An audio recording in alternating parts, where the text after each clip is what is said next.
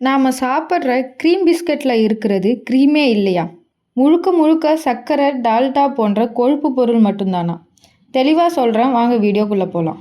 Cream, அதாவது CREAM cream என்று ஒரு பொருளின் மீது குறிப்பிட்டால் அது பாலில் இருந்து எடுக்கப்பட்ட கொழுப்பு பகுதியை குறிக்க வேண்டும் என்பது உணவு பாதுகாப்பு சட்டம்.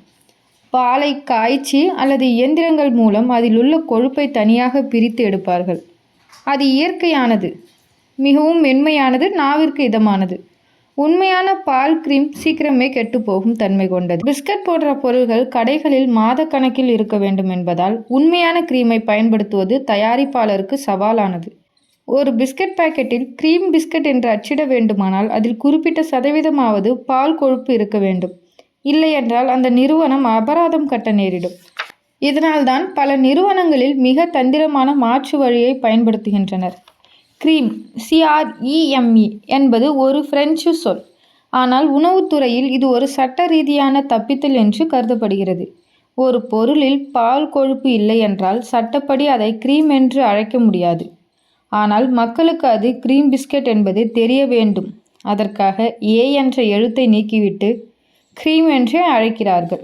இதில் பால் இருக்காது. அதற்கு மாற்றாக வெஜிடபிள் ஆயில், சுகர், சுவையூட்டி ஆகியவற்றை ஒன்றாக கலந்து க்ரீம் போன்ற ஒரு கெட்டியான பதத்திற்கு கொண்டு வருவார்கள்.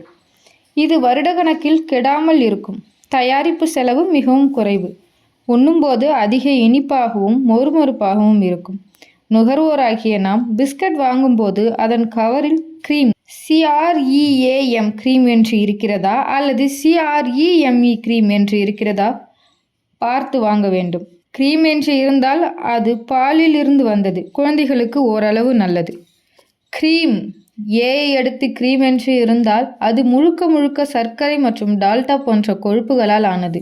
இதை அதிகமாக உண்பது உடல் நலத்திற்கு தீங்கு விளைவிக்கும்.